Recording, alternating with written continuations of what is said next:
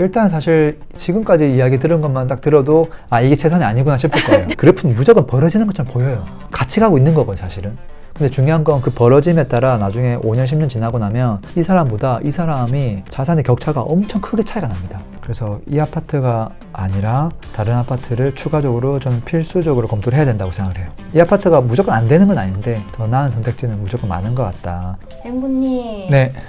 또 구독자 사연이 올라왔어요. 아 그래요? 네, 그동안은 내 집 마련 고민들을 많이 들려드렸는데 네. 이번에는 투자 관련 고민이에요. 한번 읽어봐 드릴까요? 좋죠. 랭구님, 수업 들으면서 경기도에 청약도 당첨되고 매매가가 2배가 되어 이제 팔고 자녀 학교 문제로 이사를 못해 월세로 실거주하며 전세 갭 투자를 하려고 합니다. 8억으로 고덕 센트럴 부르지오 13억의 전세기 물건이 있으면 사려고 하는데 상승장이라 난이도가 꽤 높습니다. 규제로 어려움에 봉착 시 핸들링이 어려울까 걱정이 큽니다. 이렇게 남겨주셨어요. 네, 또 뒤에 뭐 내용도 좀 있네요.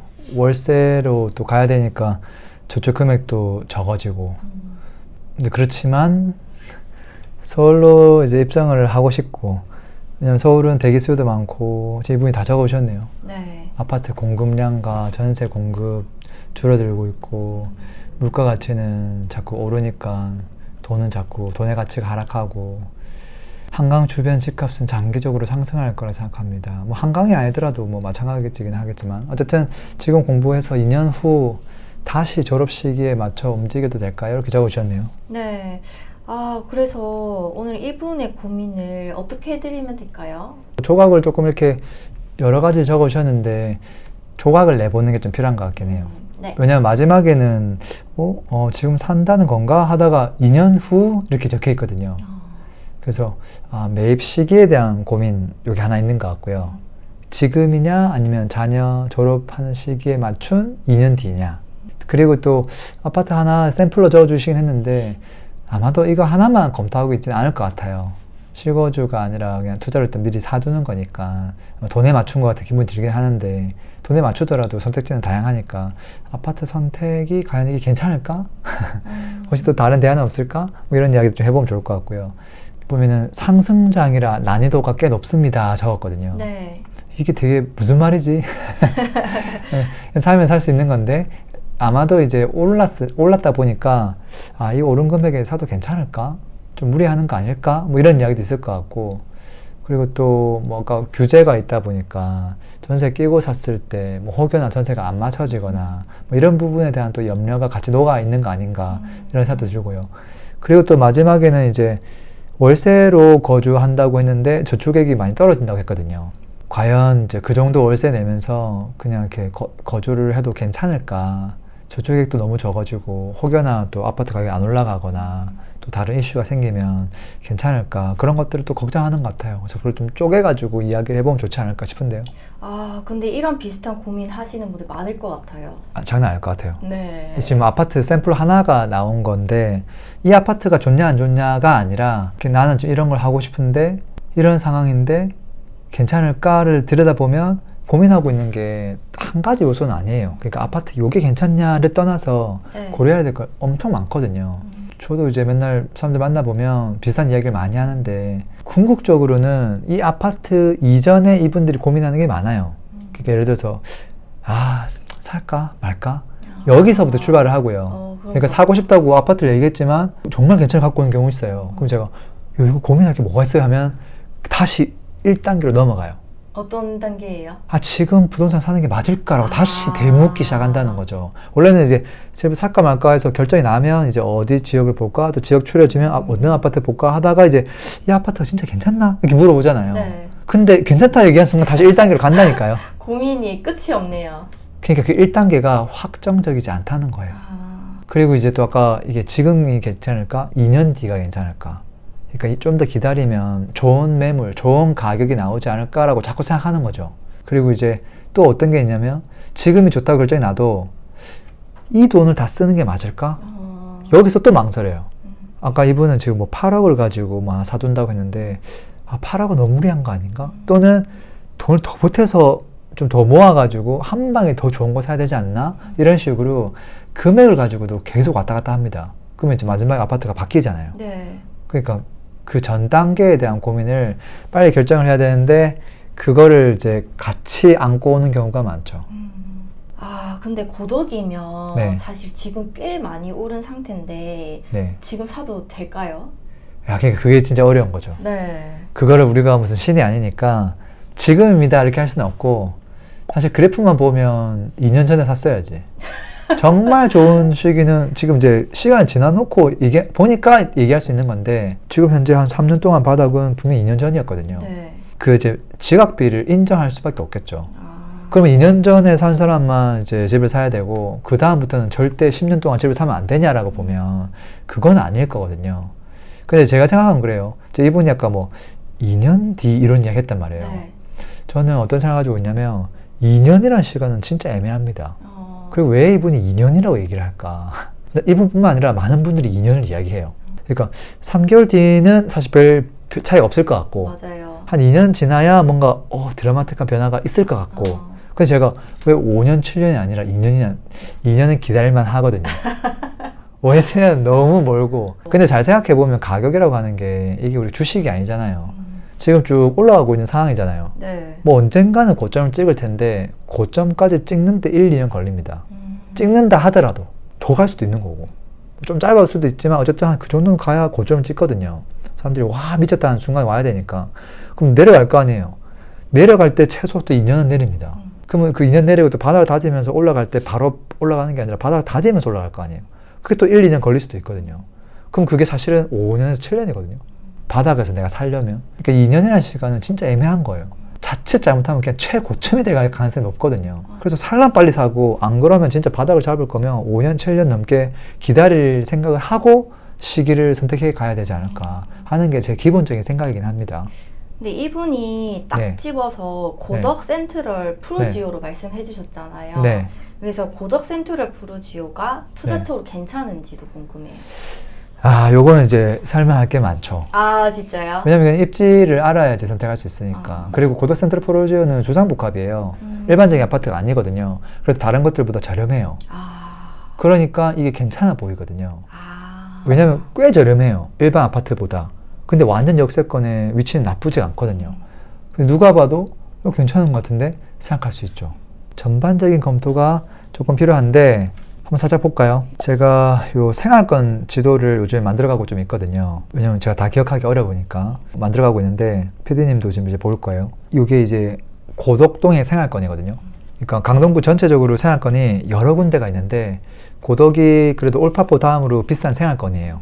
아파트만 밀집되어 있고 예전부터 재건축 단지가 다 지금 재건축해가지고 아파트가 새 아파트가 된 동네이기도 하고.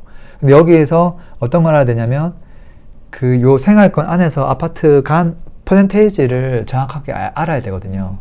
예를 들어서 이 생활권에서 대장은 고덕 그라시움인 건 누구나 다 알 거예요. 네. 근데 이제 중요한 건 뭐냐면 고덕 그라시움이 100%라고 가정했을 때 바로 길 건너편에 아르테온이 마주보고 있거든요. 5호선 초역세권으로. 네. 이 아파트는 얼마나 저렴해야 될까? 그라시움 대비. 어떻게 생각하세요? 잘 모르겠어요. 근데 거의 비슷하지 않을까요? 사실 초역세권을 마주보고 져서 비슷한 게 정상이거든요. 근데 이제 고덕 그라시움 쪽으로 9호선 역이 2개가 생겨요. 그것 때문에 고덕 그라시움이 조금이라도 비싼 게 정상이긴 하거든요. 근데 사실 고덕 그라시움은 오르막도 있고, 근데 여기 아르테온은 평지라서 어찌 보면 아르테온이 참 더 좋다는 생각도 들긴 합니다. 근데 이제 9호선이라는 강력한 호재가 있다 보니까 아무래도 매매가가 좀 더 분출될 수밖에 없다. 이제 그런 것들 좀 이해하시면 좋을 것 같고요. 그래서 제가 이 생활권에서 이 아파트가 과거부터 지금까지 얼마 정도 격차를 두고 움직였는지 한번 가격 비교를 해보면, 과거는 거짓말을 안 하잖아요. 지금 현재 호가를 얘기하는 게 아니라 이 아파트도 이제 입주한 지 좀 됐기 때문에 네. 지금 5년 정도 넘었기 때문에 실제 비교해보면 그래프가, 근데 예전에도 미세하게 고덕 그라시움이 사실은 조금 더 비쌌습니다. 지금 이제 뭐 호재가 실현된 것도 아니지만, 그리고 이제 최근 들어서 조금씩 벌리고 있거든요. 근데 그런 걸 떠나서 최근의 모습이 아니라 과거 동안 몇 프로 차이 났냐면 한 4% 정도 차이가 났습니다. 한 5년 동안. 그러다가 최근에 이제 8%로 벌어졌어요. 근데 물론 이제 벌리면 얘가 지금은 이제 상승장이기 때문에 호가가 팍팍 치고 올라가니까 아르테온도 금방금방 이렇게 갭매우기를 할 겁니다. 근데 그래도 최소한 4% 이상은 저는 무조건 차이 날 거다. 그리고 여차하면 좀 더 벌어진다라는 생각을 갖고 있습니다. 납득이 되거든요. 그래서 제가 그냥 한 4에서 8% 사이라고 보고 그냥 94%, 6% 정도 차이 난다 이렇게 본 거거든요. 근데 이제 아리까리한 게 이제 고덕 센트럴 푸르지오예요.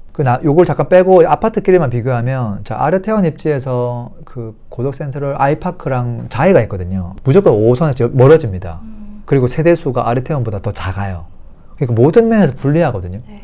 그러니까 금액이 저렴해져야 되는데 대략 한 10% 정도 금액이 저렴해집니다. 그리고 더 내려가면 롯데가 있는데 롯데 캐슬 베네루체는 역에서 더 멀어지거든요. 네. 그래서 걔는 또 한 8% 정도 더 저렴해져야 돼요. 그래서 이렇게 따다다닥 정해지는데 그러면 고덕 센트럴 푸르지오는 얼마여야 되느냐.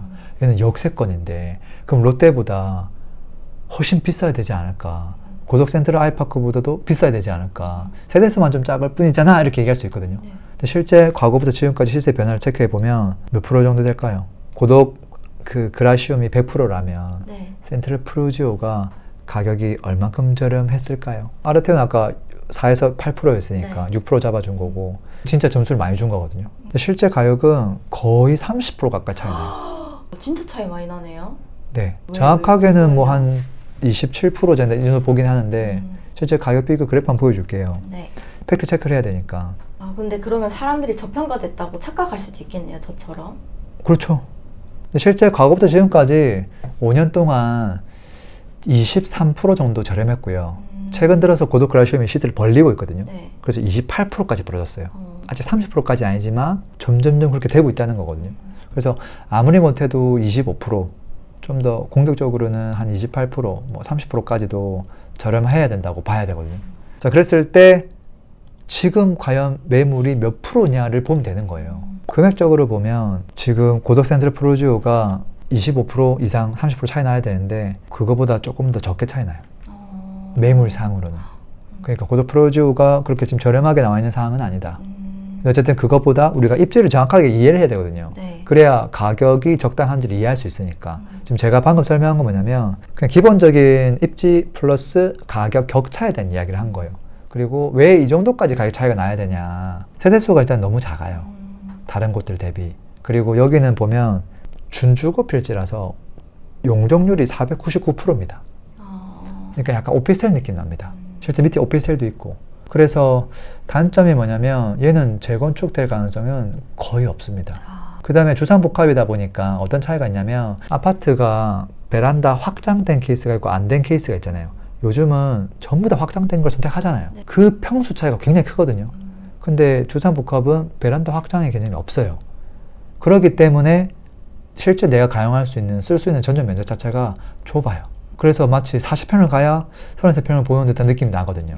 실질적으로. 그러니까 그런 것들까지 감안을 해주다 보면 주상복합이라는 단점, 실제 면적 자체가 내가 작아요. 그게 어찌 보면은 뭐 대지 면적이 포함될 수도 있고, 실제 대지 면적도 작고, 그 다음에 재건축 가능성도 없어요.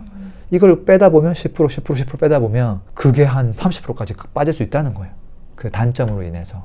그래서 그거를 감안하고 봐야 되고, 그 다음에 이제 신축 빠를 때는 10년, 15년까지는 엄청난 차이가 아니에요. 근데 이제 한 15년부터 그 다음 25년, 30년 차 그 사이 기간, 그때부터 격차가 많이 나기 시작합니다. 그래서 오래 가져가면 절대 안 되는 아파트이기도 합니다. 그래서 입지에 대한 설명은 제가 뭐 대충 해드린 것 같아요. 근데 네. 이 센트럴 푸르지오를 8억으로 투자를 하신다고 했는데 네. 8억으로 이제 다른 선택지도 많을 거잖아요. 뭐 재개발, 많죠. 재건축. 많죠. 그래서 이 고덕 센트럴 푸르지오가 최선일지 다른 대안이 또 있을지도 궁금해요. 일단 사실 지금까지 이야기 들은 것만 딱 들어도 아 이게 최선이 아니구나 싶을 거예요. 네, 약간 뉘앙스가 그랬어요. 네. 근데 이제 금액을 봤을 때 한 13억 정도 합니다. 제가 말한 그 퍼센테이지를 해보면 한 12억 5천 밑으로 내려와야 되거든요. 근데 호가는 13억 정도 하고 전세가가 한 6억 5천 하기 때문에 이 갭이 한 7억 정도 나거든요. 네. 그리고 이제 부대비 감안해가지고 이분이 이걸 잡은 것 같아요. 8억 가지고 충분히 되거든요. 근데 이제 이게 뭐냐면 우리가 이제 8억 정도를 가지고 그리고 부대비까지 감안해서 한 갭이 한 7억 정도 차이가 나는 것들이 전부 후보군이 될 수 있어요. 네. 이제 그랬을 때 이분이 선택할 수 있는 매매가는 정해져 있긴 하거든요. 갭을 뭐 한 7억이라고 봤을 때 전세가가 얼마냐가 다르긴 한데 그래도 보통 한 50% 정도 전세가 유리긴 하니까 그럼 안정적으로 한 7억 정도 차이가 갭이 나려면 7 되면 되는 거예요. 네. 그럼 14억짜리를 컨트롤 할 수 있거든요. 그럼 저저가 7 할 거고 7억이면 사고 나머지 부대비 1억 충분히 커버되니까 그럼 매매가 13억에서 14억대를 보면 되는 거거든요. 이 아파트보다 조금 더 좋은 걸 볼 수도 있어요. 이 아파트 지금 전세가율이 50%가 안 나옵니다. 13억에 6억 5천 이 정도밖에 안 나오기 때문에 6억 5천. 네. 전세가율 50% 지금 간당간당 하거든요. 이것보다 더 괜찮은 아파트를 그냥 진짜 우리가 예전에 봤던 그런 아파트 검토해봐도 전 된다고 보거든요. 아파트 월드컵 때 나온 것들이요? 네. 근데 지금 뭐 시간이 또 지났으니까 제가 한번 그냥 아무거나 생각나는 거 하나만 골라볼게요. 네. 강동구를 선택했으니까 동작구에 있는 거 아무거나 한번 선택해 볼게요. 동작구에서 단지 수가 무난하면서 세대수도 무난하면서 입지도 무난하면서 사무소도 무난하고 가격도 무난한 거 제가 상도동의 상도도샵 1차를 한번 클릭해 볼게요. 자, 갑자기 생각났습니다. 자, 똑같은 지금 24평을 검토하고 있는 거거든요. 이거 얼마 하냐면 대략 14억까지는 안 됩니다. 근데 그 정도에서 왔다 갔다 하는 수준이에요. 자, 그랬을 때 호가 한번 볼까요? 전세가가 제일 저렴한 게 1층이 6억 5천. 1층이 아닌 것들은 좀 더 비쌀 것 같기는 합니다. 얼마까지 가야 되느냐? 없네. 전세가 없네요. 네네. 근데 한 뭐 7억 정도까지 할 수 있을 것 같고요. 매매가도 많이 없긴 한데요. 1층이 13억 하네요. 중층으로 가면 뭐 한 13억 중후반까지 봐야 될 것 같아요. 이런 아파트가 있을 때 이 아파트가 좀 더 비싸긴 합니다. 근데 이제 격차를 한번 봐야 되거든요. 격차를. 제가 샘플링으로 한 번만 볼게요. 아실에 한번 들어가 볼게요.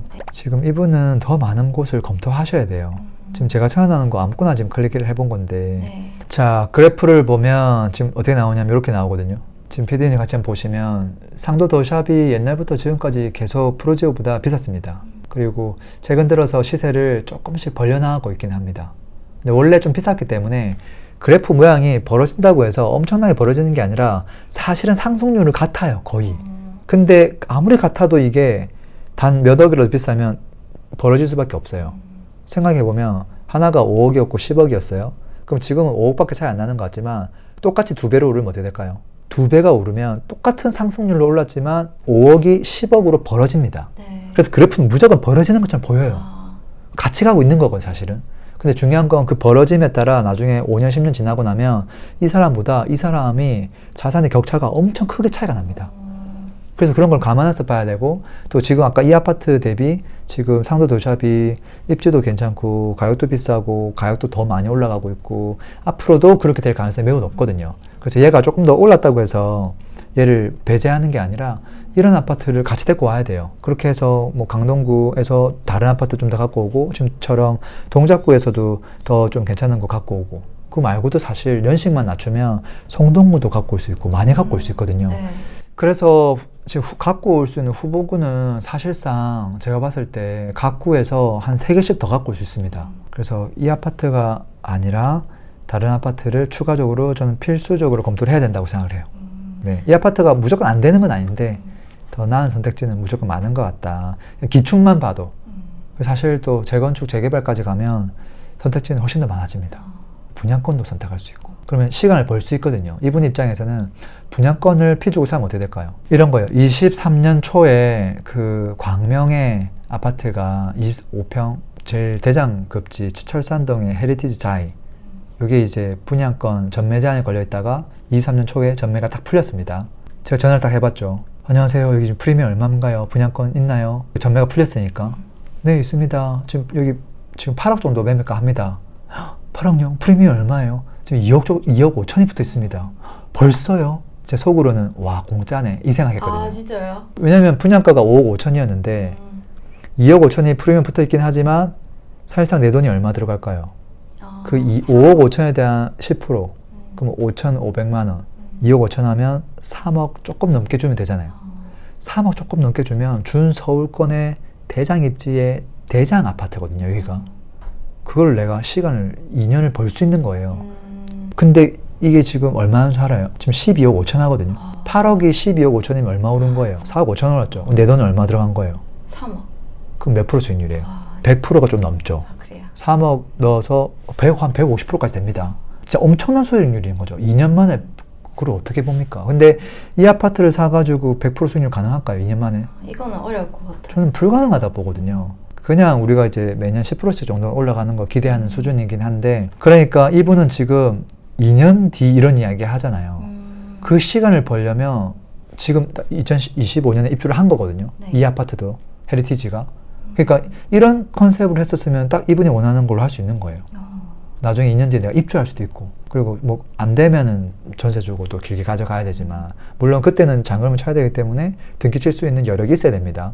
근데 이분은 충분히 여력이 있기 때문에 처음에 돈을 작게 넣고 나중에 입주를 치는 방향으로 그게 가능한 단지들만 선정을 하면 되는 거예요. 그래서 사실 선택지는 너무 많다. 그래서 8억이라는 금액은 적은 금액이 아니에요. 네. 와, 이 돈이면 이것도 할 수 있고 저것도 할 수 있고 막 떠오르는 게 엄청 많거든요. 재개발까지 얘기하면 진짜 너무 많거든요. 안전마진 막 수억씩 확보되어 있는 단지들도 많기 때문에, 그러려면 이제 입지를 알아야 되고, 입지를 알아야 이게 적정 금액인지 알게 되고, 종목에 대한 이해도가 없으면 그것들을 조금 끌어올리면 되거든요. 근데 핵심은 입지예요. 근데 서울이 워낙 지역이 많다 보니까 사람들이 그냥 포기하는 게 많은 것 같아요. 그러니까 눈에 보이는 거 아무거나 막 하려고 하는 경향이 있다, 이런 생각이 좀 들긴 듭니다. 그러면 이분이 월세 거주하면서 네. 갭 투자하는 방법은 옳은 방법일까요? 근데 만약에 이분이 이제 실거주를 해버리면 돈이 거기 또 묶여버릴 거 아니에요. 네. 그리고 또 만약에 이분이 거주지가 서울하고 멀 수도 있어요. 그리고 또 어떤 게 있냐면, 좋은 집을 샀을 때 지금 만약에 이 집을 산다? 13억짜리 산다? 그럼 대출을 얼마 해야 되죠? 지금 이분은 전세가 아까 6억 5천짜리를 본 거거든요. 그럼 최소 대출을 6억 5천 해야 될 거예요. 그래야 갭을 메꿀 수 있으니까. 그 6억 5천을 매달 이자를 좀 납부하려고 하면 1억에 40만 원이면 6억이면 240만 원 내야 되거든요. 거기에다가 또 이자가 아니라 또 상환까지 같이 하려고 하면 더 많이 내야 될 수도 있고, 그러니까 그냥 좀 본인이 월세를 조금 저렴한 곳으로 가고, 그러면 좀 좋은 걸 사둘 수도 있으니까 아마 그런 맥락인 것 같아요. 근데 이제 저는 이렇게 얘기하고 싶죠. 일단 이걸 샀을 때 1, 2년 보유해가지고는 제대로 된 수익을 보기 힘들어요. 최소 5, 6년을 이상 가져갈 생각을 해야 되고, 네. 그리고 이게 길게 가져가야 되는 거고, 또 그 사이에 언젠가 또 조정장애가 또 올 수도 있어요. 그럼 그 기간이 늘어날 수도 있거든요, 보유 기간이. 이제 그러려면 내가 월세를 납부했을 때 큰 부담이 없는 수준의 월세를 선택하셔야 될 거예요. 어차피 지금 월세 플러스 갭 투자 컨셉을 했다고 하면 네. 부담스러운 월세를 하게 되면 나중에 이 아파트가 더 갖고 가면 더 좋은 시기가 있음에도 불구하고 부담스러워서 그냥 또 던져버려야 되는 순간도 올 수 있거든요. 그러니까 좀 부담 없는 금액 해야 되고, 좀 더 나아가서는 그냥 8억에서 아예 한 2년, 4년치 월세를 빼놔, 그냥 아예.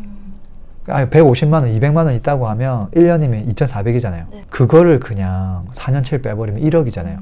1억을 빼놓으면 마음이 엄청 안심이 되겠죠. 그리고 사는 아파트를 조금 눈을 낮추는 거죠. 그러면은 리스크를 정말 많이 줄일 수 있죠.